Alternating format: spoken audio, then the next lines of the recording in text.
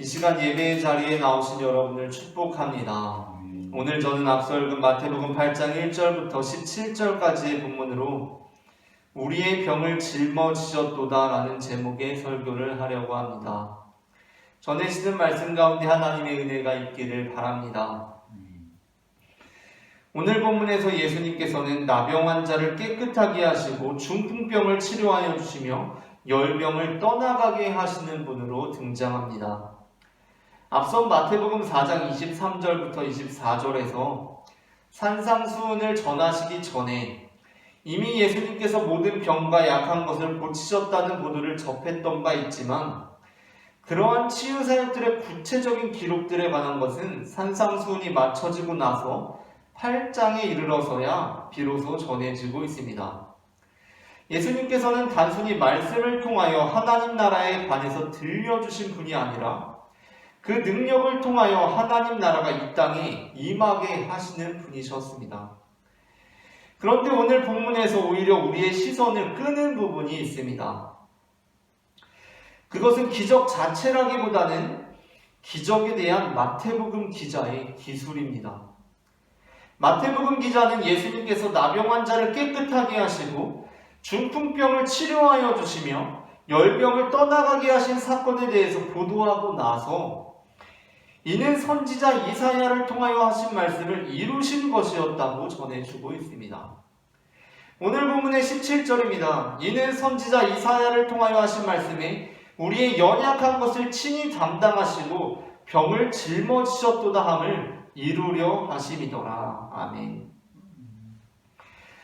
이 본문은 예수님께서 병자들을 고치시는 놀라운 능력들을 행하신 것과는 그다지 어울리지 않는 기술처럼 느껴집니다. 왜냐하면 이사야 본문의 뉘앙스는 예수님께서 우리의 약함을 대신 담당하시고 우리의 병을 대신 짊어지셨다는 것인데 오늘 본문에서 예수님께서는 나병 환자의 병을 고치신 것이지 그의 병을 짊어지신 것은 아니기 때문입니다.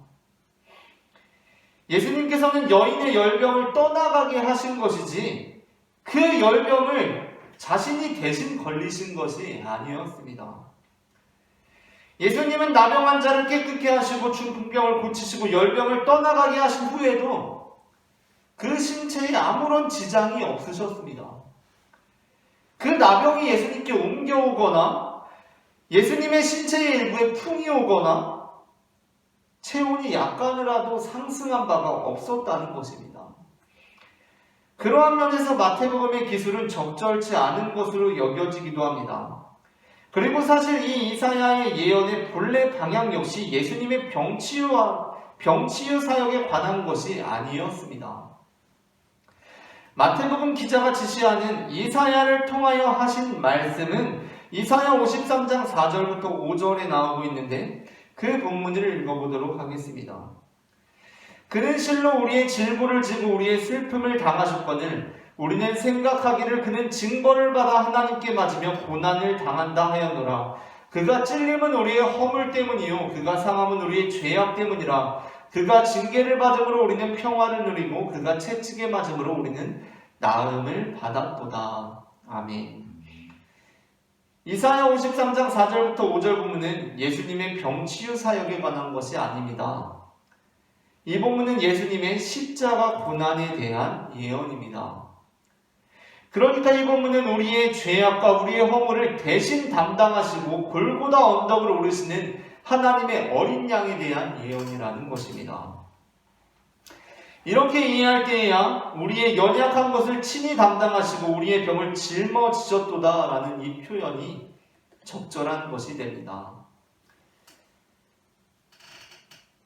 그렇다면 마태복음 기자는 대체 왜 예수님의 십자가 고난과 관련된 이 예언의 말씀을 지금 전혀 어울리지 않는 상황, 그러니까 다른 어느 때보다 더 큰 능력을 행하시는 예수 그리스도의 모습에 적용하고 있는 것입니까?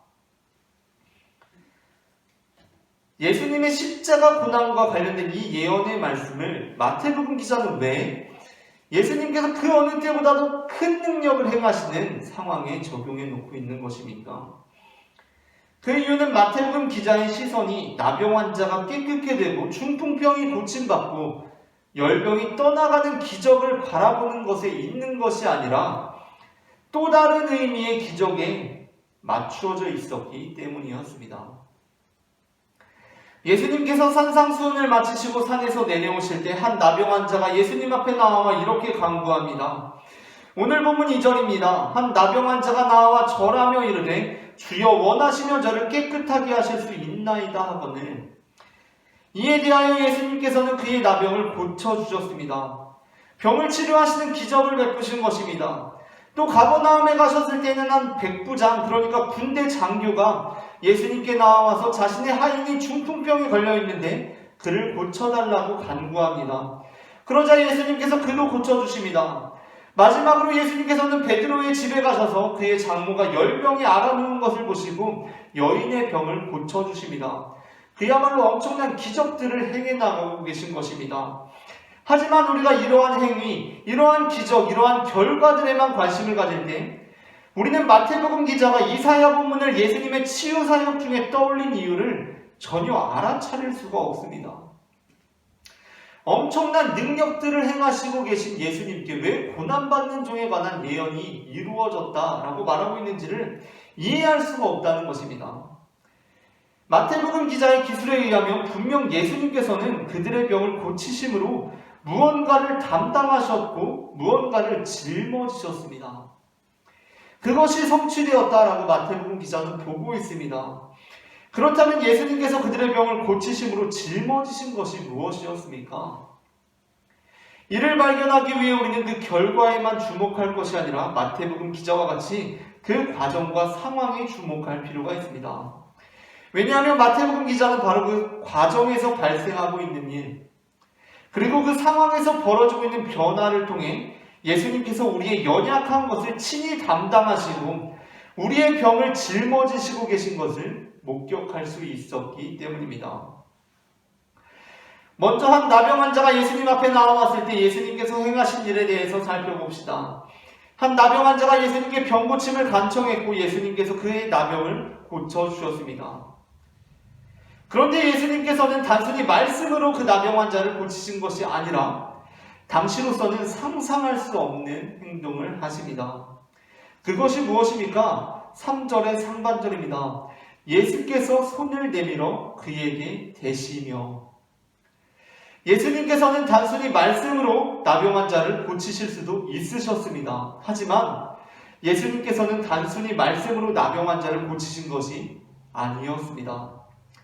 먼저 예수님께서는 손을 내밀어 그에게 대셨습니다.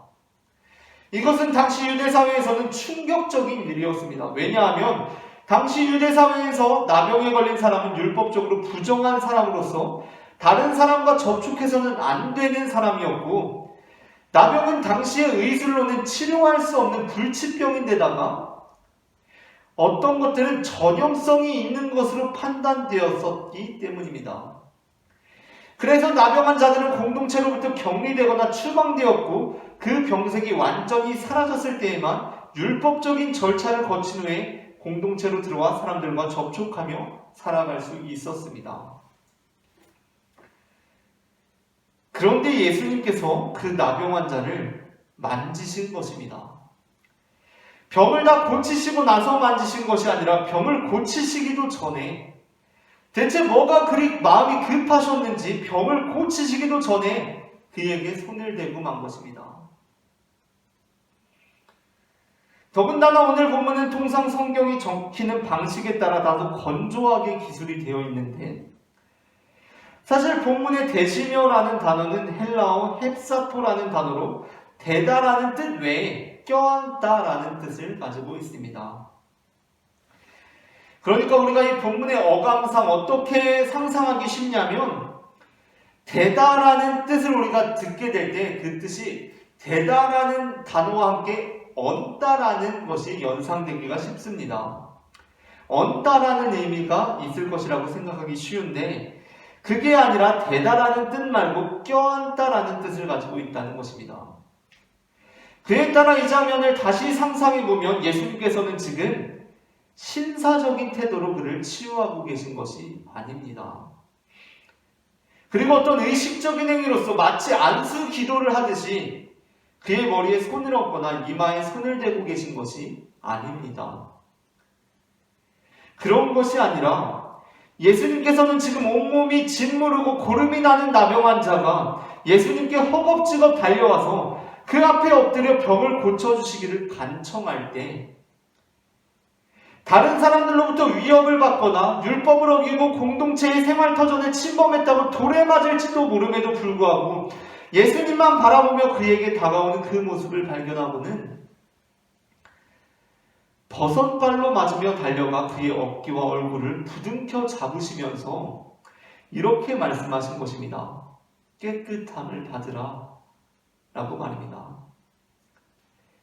예수님께서는 그를 신사적으로 지금 치유하고 계신 것이 아니라 무슨 안수기도 하듯이 그의 머리에 손을 얹고 기도하는 것이 아니라 그에게 달려나가서 그의 어깨와 얼굴을 부둥켜 잡으시면서 고름이 나는 그의 얼굴을 부둥켜 잡으시면서 깨끗함을 받으라 라고 말씀하고 계시다는 것입니다.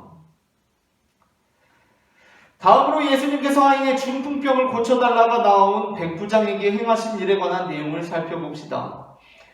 예수님께서 가버나움에 가셨을 때 한 백부장이 예수님께 나옵니다.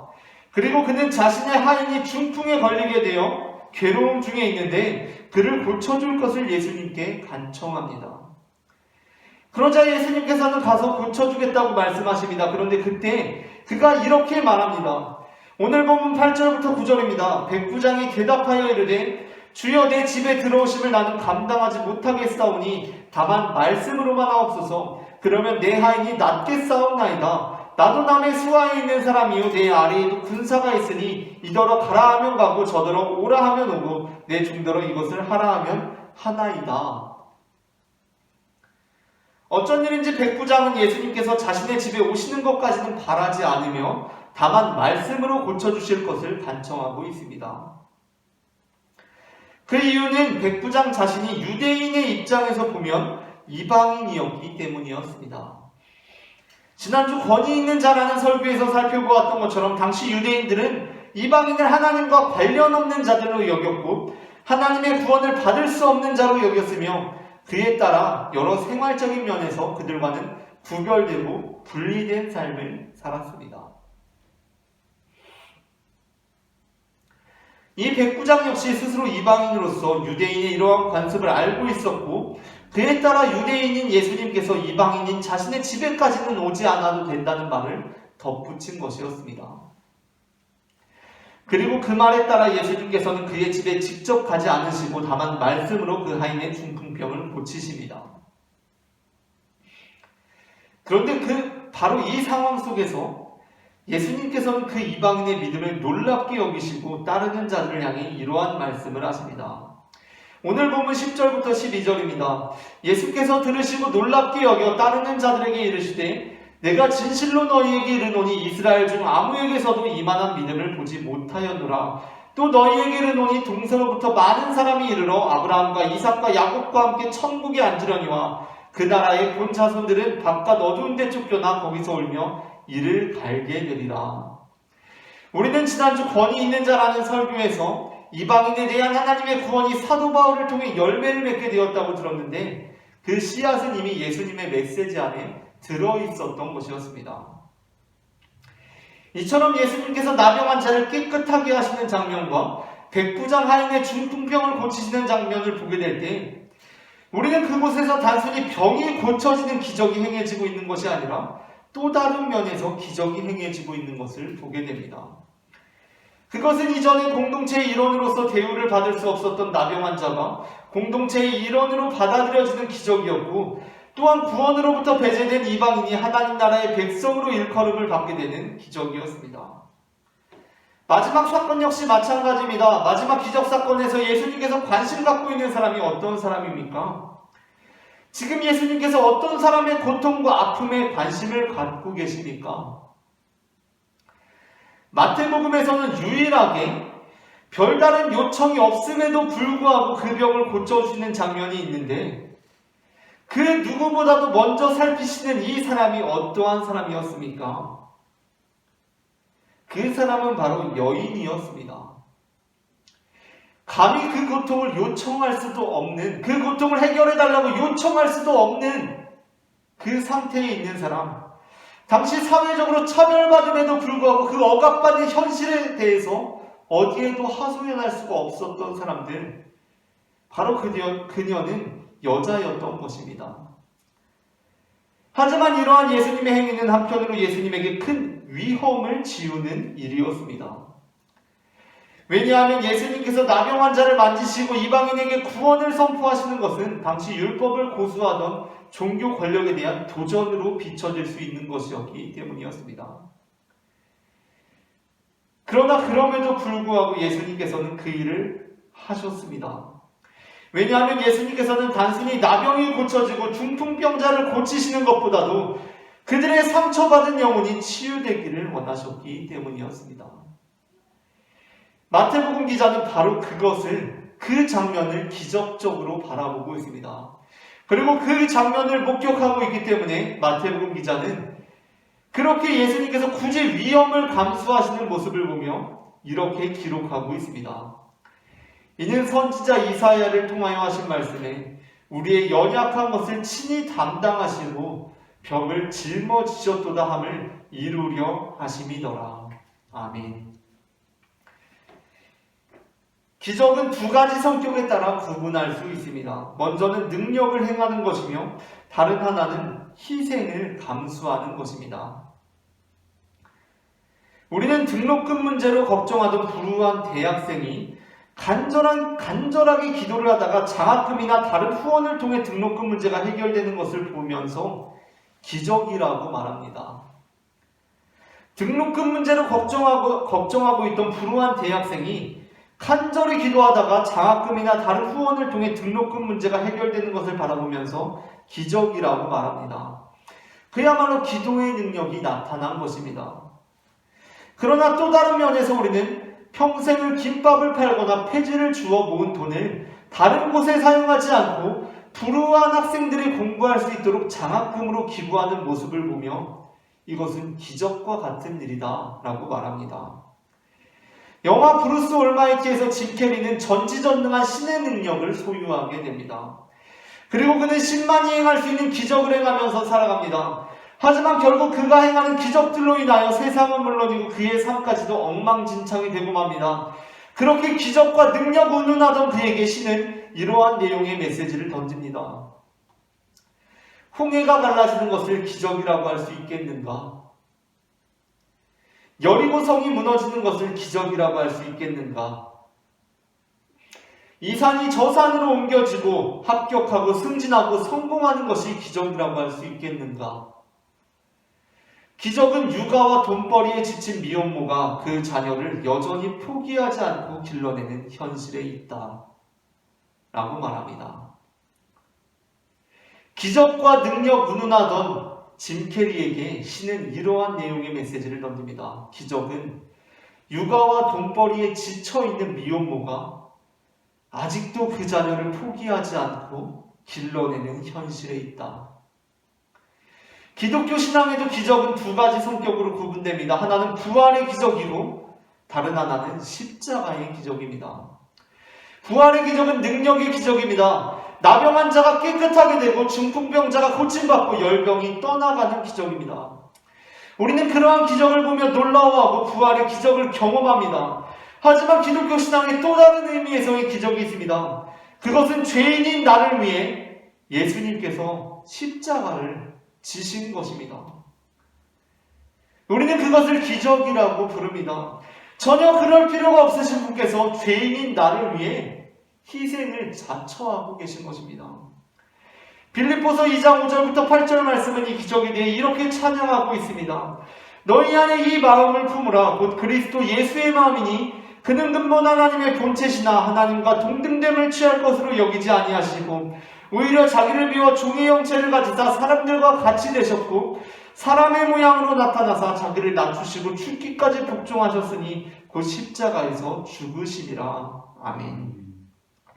로마서 5장 8절은 이렇게 고백합니다. 우리가 아직 죄인 되었을 때에 그리스도께서 우리를 위하여 죽으심으로 하나님께서 우리에 대한 자기의 사랑을 확증하셨느니라. 아멘. 세상 사람들이 성경을 볼 때 부활은 정말 기적 같은 일이라고 말합니다. 죽은 사람이 다시 살아난 것 정말 그래 기적이다 인정합니다. 하지만 십자가에서 죽은 것이 대체 왜 기적이냐? 라고 그렇게 따집니다. 하지만 우리는 바로 이것을 기적이라고 말합니다. 우리가 아직 죄인 되었을 때 그리스도께서 우리를 위하여 죽으신 것, 다시 살아나신 것뿐만 아니라 그분께서 우리를 위하여 죽으신 것, 이것이야말로 놀라운 기적이 아닌가? 라고 그렇게 고백한다는 것입니다. 하나님께서는 우리에게 기적을 베풀어 주십니다. 우리는 삶 속에서 나병 환자가 깨끗게 되고 중풍병이 고침받고 열병이 떠나가는 기적을 체험합니다. 하지만 그것보다 또 놀라운 기적이 있습니다. 하나님께서는 우리에게 이미 놀라운 기적을 베풀어 주셨습니다. 그것은 그분께서 썩어진 제 육신을 부둥켜 안으신 것입니다. 그 나병을 깨끗하게 하신 것뿐만 아니라 이미 우리가 나병에 걸려있는 상태인데 우리의 썩어진 육신을 그분께서 부둥켜 안으신 것입니다. 그분께서 저에게 구원을 선포하신 것입니다. 위험에도 무릅쓰고 고난의 길이 뻔한데도 불구하고 앞으로 걸어갈 가시밭길이 뻔한데도 불구하고 그분께서 저에게 그럼에도 불구하고 구원을 선포하신 것입니다. 그렇게 우리의 병을 대신 짊어지신 것입니다. 아무도 관심을 갖지 않고 아무도 살피지 않는 나의 고통을 그분께서 어루만지신 것입니다. 우리가 아직 죄인 되었을 때 그리스도께서 우리를 위하여 죽으심으로 하나님께서 우리에 대한 자기의 사랑을 확증하신 것입니다. 이것은 우리가 쉽게 망각하고 마는 기적이지만 마태복음 기자가 주목한 기적이었습니다. 나병 환자가 깨끗하게 되고 중풍병이 고침받고 열병이 떠나가는 것이 아니라 우리가 아직 죄인 되었을 때 그분께서 우리를 부둥켜 안으신 것, 그것에서 마태복음 기자는 기적을 보았던 것입니다. 히브리서는 믿음으로 나타나는 기적에 대해서 이렇게 말씀하고 있습니다. 히브리서 11장 33절부터 38절입니다.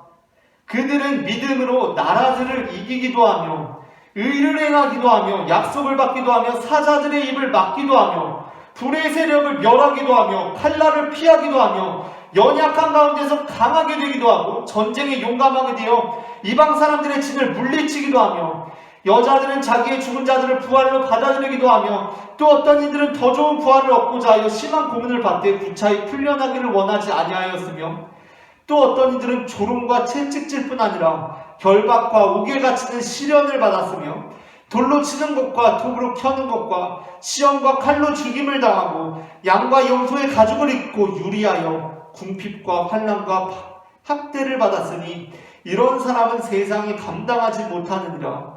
그들이 광야와 산과 동굴과 토굴에 유리하였느니라. 아멘. 믿음으로 나타나는 기적은 나라들을 이기는 것입니다. 또한 사자들의 입을 틀어막기도 하는 것입니다. 불의 세력을 멸하고 전쟁에서 적군의 진을 물리치기도 하는 것입니다. 하지만 히브리서는 또 다른 면에서 믿음의 기적을 선언하고 있습니다. 그것은 조롱을 감수하는 것입니다. 믿음으로 채찍질 뿐 아니라 결박과 옥에 갇히는 시련을 받는 것입니다. 전혀 그럴 필요가 없음에도 불구하고 믿음으로 돌로 치는 것과 톱으로 켜는 것과 시험과 칼로 죽임을 당하는 것을 감수하면서도 이방인에게 구원을 선언하는 것입니다. 양과 염소의 가죽을 입고 유리하여 궁핍과 환난을 견뎌내는 것입니다. 히브리서 기자는 바로 이 부분에서 부활의 기적이 아니라 십자가의 기적이 나타나는 이 부분에서 그 터져나오는 감탄을 참지 못하고 바로를 넣어서 이렇게 고백하고 있습니다. 이런 사람은 세상이 감당하지 못하느니라. 이런 사람은 세상이 감당하지 못하느니라.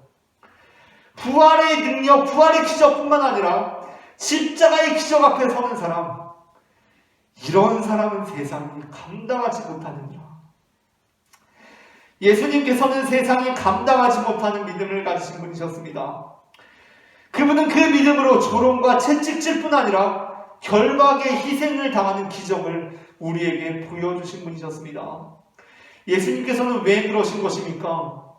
우리의 연약한 것을 대신 지시고 우리의 병을 짊어지시고 우리를 구원하시기 위함이셨습니다. 예수님께서는 우리에게 바로 이 기적을 보여주셨습니다. 우리는 부활의 기적만을 추구할 때가 있습니다. 하나님 믿고 내 나병이 깨끗하게 되었으면 좋겠고, 내 중풍병이 고침을 받았으면 좋겠고, 내 등록금의 문제가 해결되었으면 좋겠습니다. 그런데 그러면서 우리는 한번 생각해 보아야 할 것이 있습니다. 우리가 이미 받은 기적을 잊어버리지는 않았는지 말입니다. 마태복음 기자가 놀라워하고 있는 기적, 바로 희생을 감수하는 기적, 십자가의 기적 말입니다. 하나님께서는 우리에게 기적을 베풀어 주시는 분이십니다. 그런데 그 기적은 전지전능함의 기적뿐만 아니라 바로 사랑의 기적이었습니다. 사랑으로 희생을 감수하는 기적이었습니다.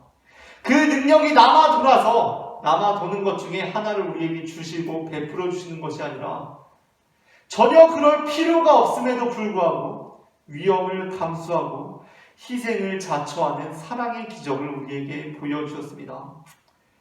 그 기적을 우리가 믿음으로 살아가는 자녀들이 되기를 소망합니다. 고린도전서 1장 18절은 이렇게 말씀하고 있습니다. 십자가의 도가 멸망하는 자들에게는 미련한 것이요 구원을 받는 우리에게는 하나님의 능력이라. 십자가의 도가 멸망하는 자들에게는 미련한 것이요 구원을 받는 우리에게는 하나님의 능력이라. 우리가 그리스도인이라고 불리는 것, 우리가 그리스도라고 일컫는 것, 아니 우리 스스로가 그리스도인이라고 고백하는 그 기준이 어디에 있다고 생각합니까?